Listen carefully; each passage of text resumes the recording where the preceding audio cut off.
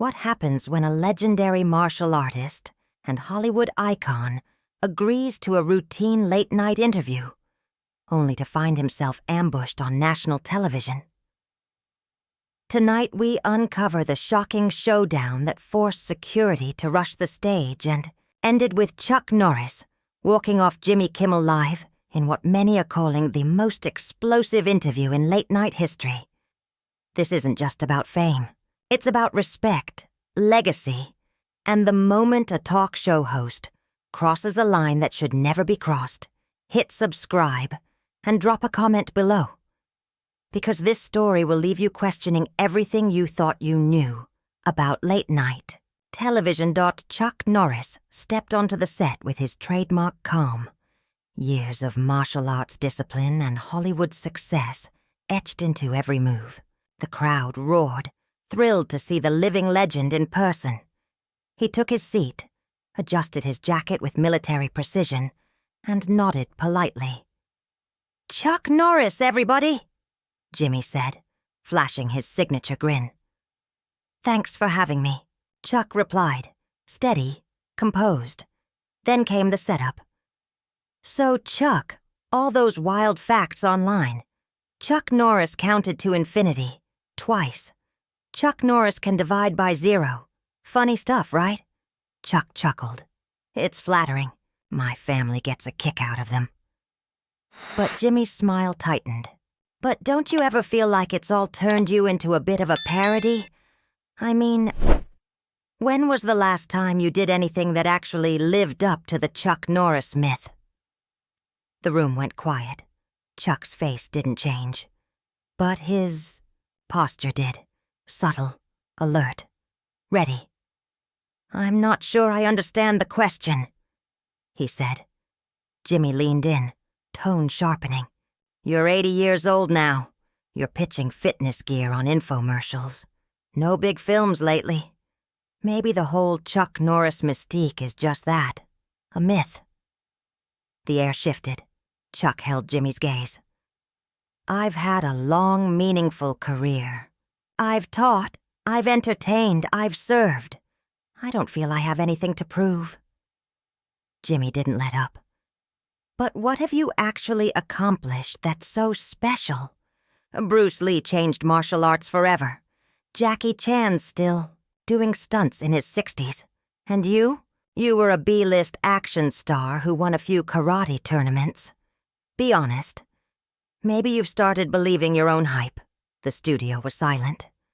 When Chuck responded, his voice was lower, but it cut deeper.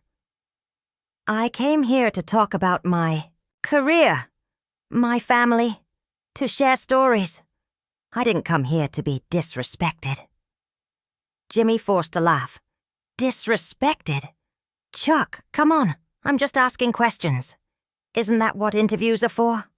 Or do you only go places where people pretend you're superhuman?" "There's a difference between asking questions and trying to tear someone down for laughs," Chuck said. "This isn't journalism. This isn't even good television. This is just mean." Jimmy's grin was starting to slip, but he couldn't resist one last jab. "What happened, Chuck? Can't handle a little tough love? Should I get you a tissue?" Gasp rippled through the audience. Chuck turned to Jimmy. For the first time, Jimmy seemed to realize he'd gone too far. "You know what, Jimmy?" Chuck's voice was calm, but there was a weight behind his words that cut through the tension like a blade. "I've been in this business for over 40 years, he said evenly. "I've worked with professionals, and I've worked with amateurs.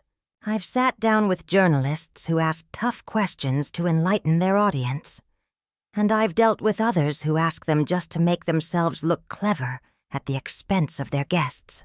Jimmy forced a smirk. "And which one am I?" Chuck's gaze didn't waver. "You tell me. Is this how you treat all your guests? Or did you decide to make an exception for me tonight?" The studio fell silent.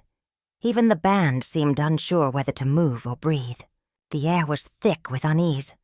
This was no longer just a late-night segment. The mood had shifted.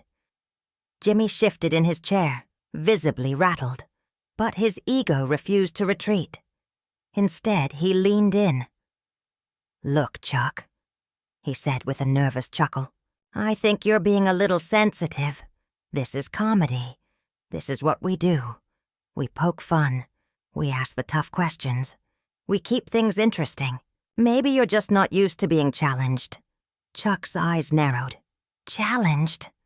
he said quietly. "Jimmy, I've been challenged by opponents who could snap bones with their bare hands. I've been challenged by directors demanding split-second perfection in dangerous stunts. I've been challenged by life in ways you probably couldn't imagine. What you're doing isn't challenging me. It's trying to humiliate me for a cheap laugh," Jimmy scoffed. "Come on, Chuck. You're a public figure. You've built a brand on being invincible.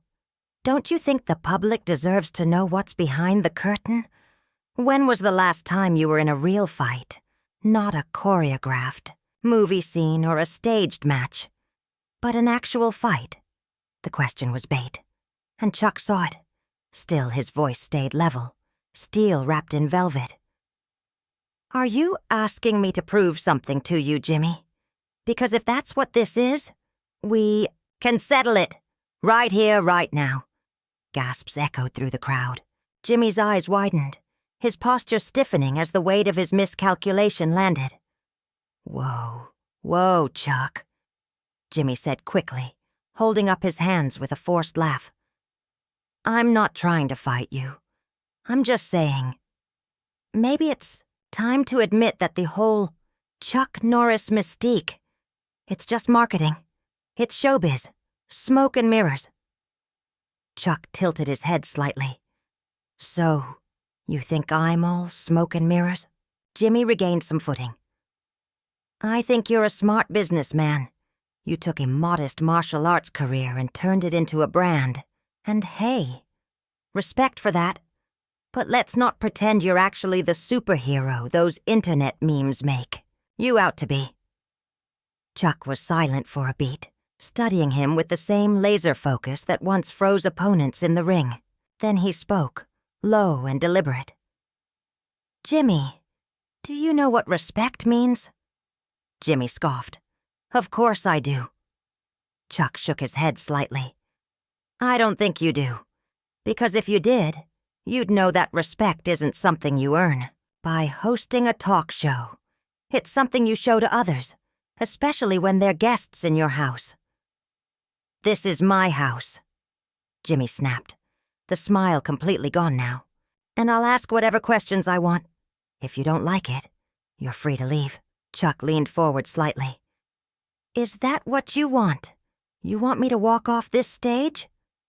I want you to stop hiding behind some mystical warrior routine," Jimmy said, his voice rising. "I want you to admit that Chuck Norris, the legend, is just a character, and Chuck Norris the man is just another aging actor trying to stay relevant." The silence that followed was electric. Chuck stood slowly, his movement fluid and controlled, like every inch of him was coiled power. "You know what, Jimmy?" he said, his voice cutting clean across the studio. "You're right about one thing. Chuck Norris the legend, he never gets angry, never loses his temper, always calm, always collected." Jimmy swallowed hard, realizing just how imposing Chuck looked now that he was standing. But Chuck Norris the man, he's spent a lifetime learning discipline, respect, and honor. And he doesn't take kindly to being insulted by someone who thinks hosting a talk show makes them tough. "Sit down, Chuck," Jimmy said, trying to sound authoritative, but his voice cracked under the strain. "You're making this awkward." Chuck let out a dry laugh. "I'm making this awkward? Jimmy, you invited me here as a guest, then spent the entire segment tearing me down. You've been rude, unprofessional, embarrassing, and now you want to pretend this is on me?" If you can't take a little ribbing, maybe you shouldn't be doing interviews," Jimmy muttered, but the fire in his voice was gone. Chuck looked down at him. "There's a difference between playful banter and what you've been doing tonight. You're not trying to be funny. You're trying to humiliate a guest for your own ego. And the worst part? You actually think you're entitled to do it just because this is your show." Jimmy opened his mouth to respond, but Chuck wasn't done. "Let me tell you something about respect. In martial arts, we have a concept called honor. It means you treat your opponents with dignity, even when you're fighting them. It means you don't try to win by tearing others down," Chuck said, his voice like stone. "You win by building yourself up, but you wouldn't understand that, would you?" He swept his hand around the studio. "Because everything about this," his gesture landed like a punch, "is about breaking people down for laughs." Jimmy tried to recover. "Chuck, come on," he said weakly. "This is entertainment. People tune in to see celebrities get grilled. It's what they expect." Chuck shook his head. "No, Jimmy. This is bullying. And the fact that you don't see the difference, that tells me everything I need to know about you." The camera operators hovered in uncertainty. The audience was locked, in stunned silence. This had gone far beyond late-night banter. Jimmy's face paled, but pride wouldn't let him retreat. He forced a laugh, looking to the audience for backup. "Okay, Chuck. I think you're overreacting. This is late night. We joke around, we have fun. You're taking this too seriously. Maybe you've just been out of the game too long and forgot how this works." Chuck stepped closer to the desk. Jimmy instinctively leaned back. "Let me be very clear," Chuck said, voice low and deliberate. "I haven't forgotten a thing. I remember when show business had class, when hosts treated their guests with decency. What I see here tonight isn't entertainment. It's a small man propping himself up by tearing others down." Jimmy's temper finally cracked. "Now wait a minute," he snapped. "You don't get to lecture me on my show. I've been doing this for years. Presidents, pop stars. They all handled it. It comes with the territory." Chuck raised an eyebrow. "And what territory is that, Jimmy? The one where you get to act like a bully because you have a microphone? Where you mock people because they're in the guest chair?" "I'm asking fair questions," Jimmy protested. "Legitimate questions about your career, your image." Chuck's eyes narrowed. "You want to know what a real question sounds like?" He didn't wait. "Chuck, how did you transition from martial arts to Hollywood? That's a real question. Or, what advice do you have for young martial artists? Or even, how do you feel about the memes people make about you? But you didn't ask that. No. You questioned my legacy, mocked my age, and tried to bait me into proving myself like some kind of circus act. That's not journalism. That's harassment." Offstage, Jimmy's producer was waving frantically. The cameras didn't know where to point, but Jimmy wasn't looking. He was too busy nursing his bruised ego. "If you can't handle the heat," Jimmy snapped, "get out of the kitchen. This is television. You want soft questions? Go sit with Ellen." Chuck's jaw tightened. That was the final straw. "You know what, Jimmy?" he said with chilling calm. "You're absolutely right. If I wanted respect, I should have gone somewhere else. Clearly, it's not something you practice." Chuck began unclipping his microphone with slow, practiced movements. "Whoa. Chuck, what are you doing?" Jimmy stammered, suddenly realizing what was happening. "I'm doing what I should have done 10 minutes ago. Removing myself from this toxic situation." "You can't just leave," Jimmy blurted, panic creeping into his voice. "We're live." "Watch me." "Chuck, don't be so sensitive," Jimmy pleaded. "This is just a conversation. This is good television." Chuck turned back one last time, and this time, his face wasn't angry. It was disappointed. "This isn't good television, Jimmy. It's a train wreck. And the saddest part is, you don't even see it. You think humiliating your guests makes you clever, but all it does is make you look small." Jimmy's voice cracked. "Small?" "Yes," Chuck said quietly. "Small, insecure, desperate for attention." He took a step forward, not menacing, just certain. "I've met heroes, Jimmy, and cowards, champions and frauds, but I don't think I've ever met someone so desperate to look tough that he'd attack a guest on his own show." Jimmy stood up, red-faced and shaking. "You think you're better than me," he barked. "You think knowing karate gives you the right to disrespect me on my stage?" Chuck looked at him with quiet sadness. "I don't think I'm better than you, Jimmy. I just think I'm better than this." Security moved in from the wings, but Chuck raised a hand. "No need," he said. "I'm leaving voluntarily."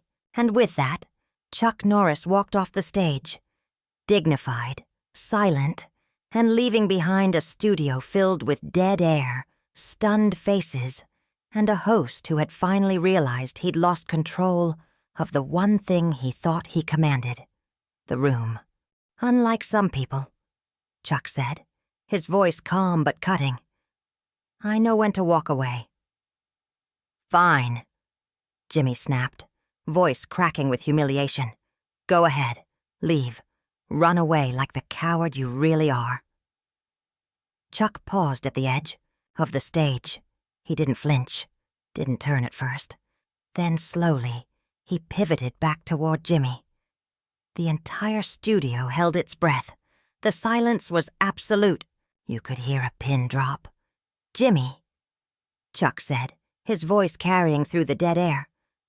"I've been called a lot of things in my life. Tough, disciplined, determined." He took a step forward. "I've also been called stubborn, demanding, even difficult to work with at times." He paused again, then let the words fall like a hammer. "But in 40 years of show business, until tonight, no one has ever called me a coward." The words landed hard. "Congratulations," Chuck said, his tone cold. "You're the first." And, with that, Chuck Norris turned and walked off the Jimmy Kimmel live stage. Behind him, Jimmy stood frozen, his face pale, his hands trembling slightly around the microphone. The audience didn't move. No laughter, no applause. Just stunned silence. It was a moment that would be replayed, analyzed, and meme-ified for years. The cameras kept rolling, capturing every frame of Jimmy's humiliation. What was meant to be a clever, hard-hitting interview had become something else entirely. A public implosion. He had tried to embarrass Chuck Norris, and it had backfired spectacularly. Jimmy finally managed to speak. "Well," he muttered, voice barely audible. "I guess that's Chuck Norris, everybody." But the damage was already done. This interview wasn't going to be remembered for Jimmy's wit or sharp questions. It would be remembered for what Chuck had called it: bullying. And Jimmy? He had finally picked on the wrong guest. That's how Chuck Norris ended up off Jimmy Kimmel's stage. Except he wasn't kicked off. He walked off, with his dignity intact, leaving behind a host to wrestle with the consequences of his own arrogance. So, what do you think? Did Chuck handle it the right way? Or should he have stayed and finished the fight? Drop your thoughts in the comments below. And if you want more stories, like this one, don't forget to hit that subscribe button.